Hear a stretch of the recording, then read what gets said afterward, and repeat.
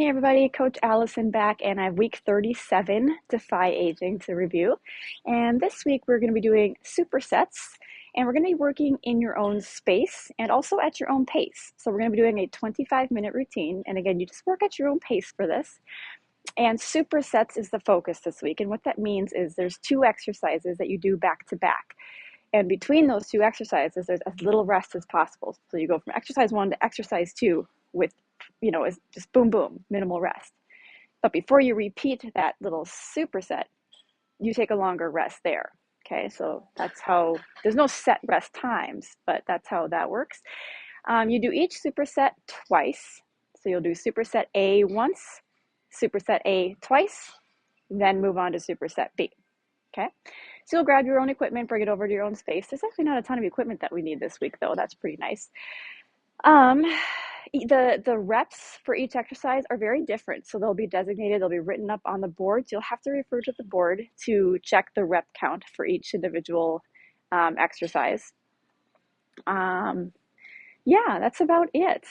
Again, though, the goal with this superset in particular is to really have as minimal rest as possible between the 2 exercises within the superset. So like for superset A, when you're done with exercise 1, go right to exercise 2 as quickly as possible. But then when you're done with that, then take a 1 to 2 minute rest. And I know that 1 to 2 minute rest is hard for some people because we're always thinking of circuits like go, go, go. So that might be a challenge for some of us this week. So you take your 1 to 2 minute rest, and then you repeat that superset 1 more time. Then you move on to superset B.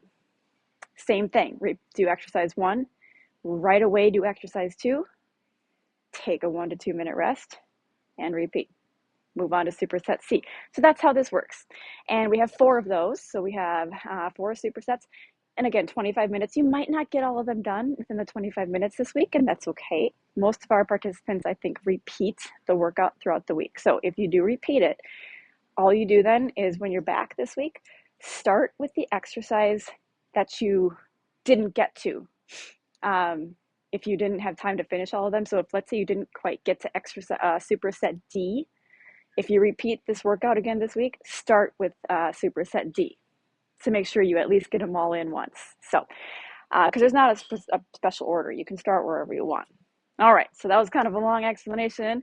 I think I can get through the demos faster than normal this week because they're all things we've done before. Let's get to it. All right, exercise 1 is an underhand back row. So we have a dumbbell in each hand. Typically when we do our back rows, the palms are turned in like this. Only difference is this time we're going to do an underhand. Okay, it's going to feel a little bit different. You're going to feel a little more stretching through your chest here, but it targets the back muscles just a little differently. So it's simply a change, simply a variety this week. But it's very important we have that hinged body position. Okay, so we're not just kind of slumping down like this, right? So pop those hips back with a hinge, soft bend in your knees, turn those palms forward, and that's the underhand grip. Only thing I'll say here, it doesn't have to be a strict underhand, like super, because my elbows, they kind of have an angle like this. So for me to do a super strict underhand, it's a little uncomfortable. So mine's going to look a little bit like this. See how I turned them in just a little bit? And that's fine. So it doesn't have to, if your elbows go like this and it's pretty comfortable, great. But again, for me, it would look a little more like that. So listen to your body a little bit, but we just don't want them neutral, like a more standard position. All of that said, we pull those weights up and back, kind of towards the hip bone. Make sure you are at about a 45-degree angle with your body. If you're up too tall like this, it really turns into like what we call an upright row, and that's a shoulder exercise. But we're trying to target our back muscles. So make sure you are pretty low with your upper body, 45 degrees or maybe even a little lower. And we pull up and back. Make sure you're not shrugging like this. Pull those weights up towards your hip bones. And we got 15 of those, okay? I'm using the second exercise with this superset is a bicep curl. So this is where we would switch with as quickly as possible, minimal rest. I'm using the same weights just for the ease of the demo. Then we would go to 10 bicep curls, slow and steady. So we're not doing the curls fast like this or for any reason, normal controlled curls. and that is for 10 reps. After you complete those 2 exercises, that's when you take your 1 to 2 minute rest. And then you repeat that one more time. And that's what that superset looks like. So you go heavier on the back rows, a little bit lighter on the bicep curls, because back muscles are stronger than biceps. All right, that's superset A.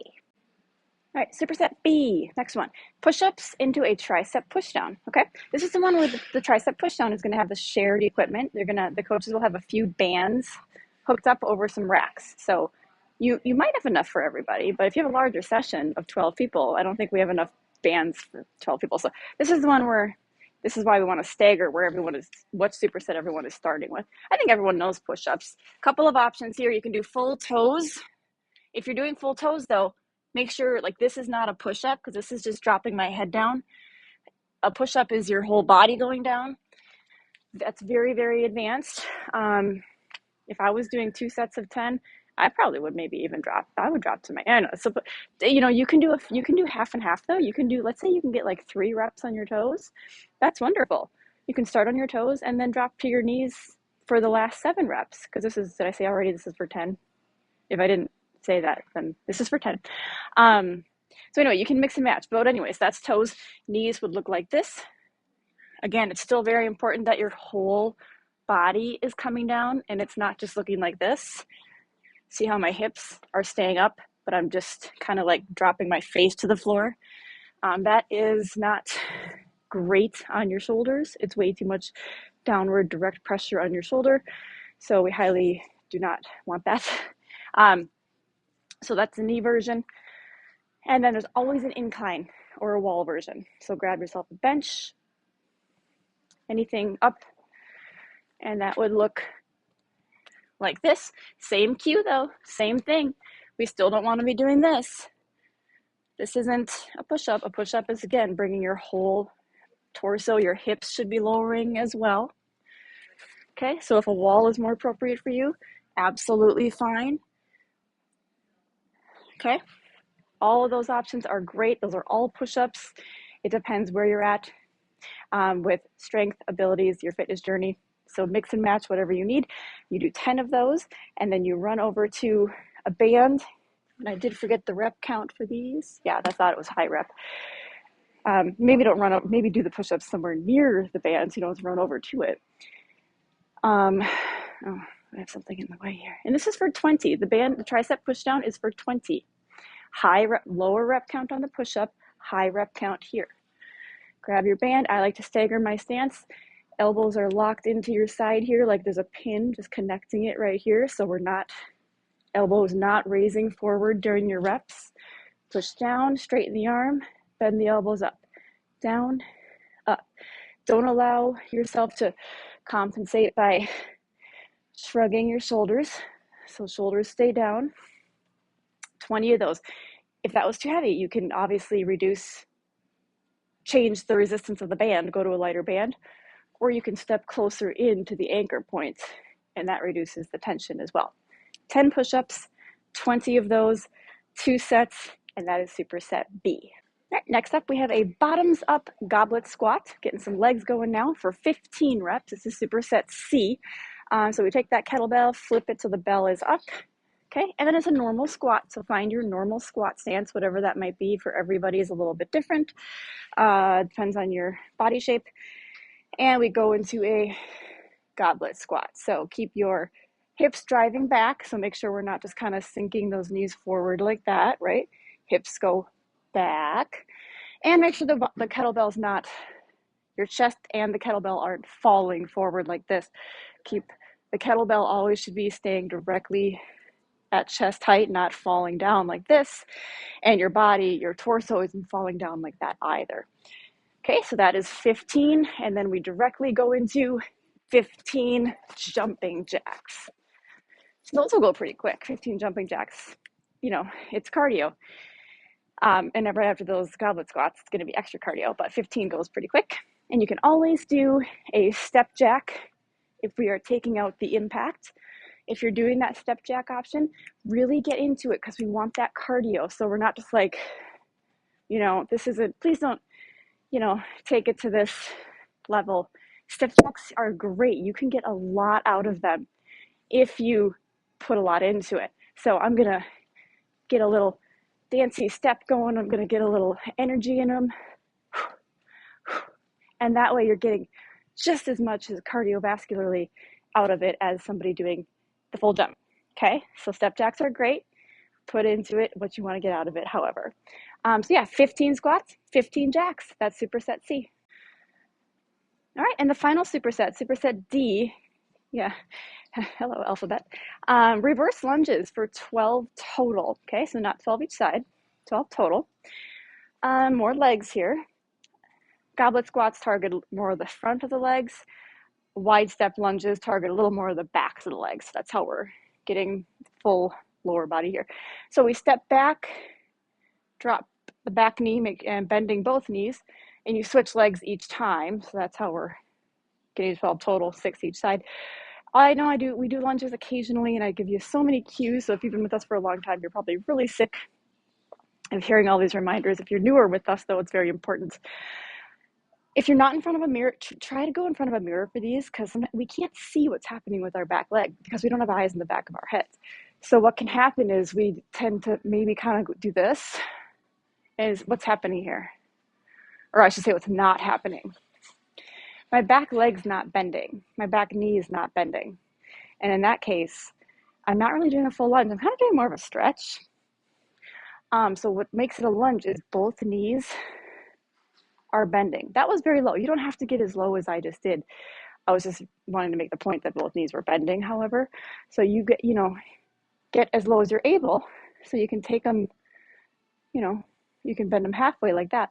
What we want to avoid, though, is stepping back but not bending the knee at all, because that's not a lunge, and that's really not getting the full effect of the muscles that we want to target and engage with this. So balance can be an issue with lunges. Watch my back leg here. What happens then is, see how my back foot is kind of turning outward, kind of cocking outward. It's very, very bad. It puts a very bad angle on your ankle, and then therefore a very bad angle on your knee, and kind of tweaks your knee if you're allowing that back foot to kind of like turn out like this. So really, really watch out for that. Make sure that back foot is stepping back straight like this, and then rolling up to the toe like that. That's where the balance comes into play. So if you want to go somewhere near a rack or near a wall to simply hold on to while you're doing these, that's totally fine. Like this, I would put my hand here, and this is allowing me to just focus on the lunges and not worry about the balance, not worry about feeling tippy. The reason sometimes we want to inadvertently or unknowingly cock that back foot out is because it widens the base of that back foot, therefore making us feel more stable. So we don't want to do that, though, because it puts that weird angle.